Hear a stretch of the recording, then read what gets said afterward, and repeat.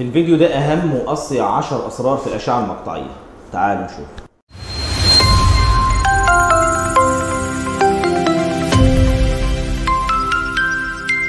الكيرف في الأشعة المقطعية مش بس بنرسم بيه الحوالب واحدة واحدة كده، لا ممكن نرسم بيه الفكين ونعمل منهم بانوراما أسنان، خاصة في حالات كسور الفك اللي هي الفيجيال بون تروما. وممكن نمشي بيه مع السباينال كورد علشان يطلع لنا الكورونال بالشكل الكويس ده، خاصة في الحالات اللي عندها سكليوزس. وممكن نمشي بيه مع الكول اللي لو مليان صبغة وارسمه وافرده كمان بالشكل ده.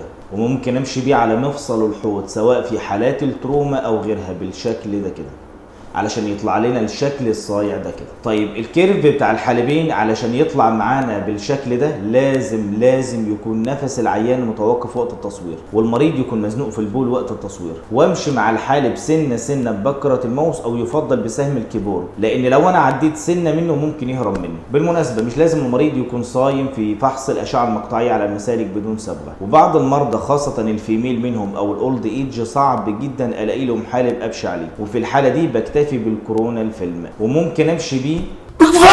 كفايه بقى يا اخي، انت ما بتحسش؟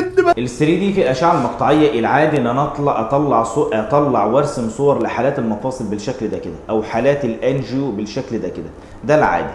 اللي مش عادي بقى ان انا ممكن اظهر الحوالب بالشكل ده كده من الفوليوم او السيكونس بتاع الديليت. وممكن اعمل اشعه عاديه للمسالك البوليه بالشكل ده كده، او اعمل فيلم ثلاثي الابعاد للرئتين بالشكل ده كده، او الشكل ده او الشكل ده او الشكل ده، كذلك القولون. ممكن اعمل 3 دي واضح جدا للسيبوريور سيرفيس بتاع التibia البلاتو بالشكل ده ويظهر معايا كده بالشكل ده، او الاسيتابليوم في مفصل الحوض بالشكل ده، خاصه في حالات التروما. ده الجزء الاول من اسرار الاشعه المقطعيه. الى لقاء في اسرار ثانيه وثالثه باذن الله تعالى. دمتم بخير.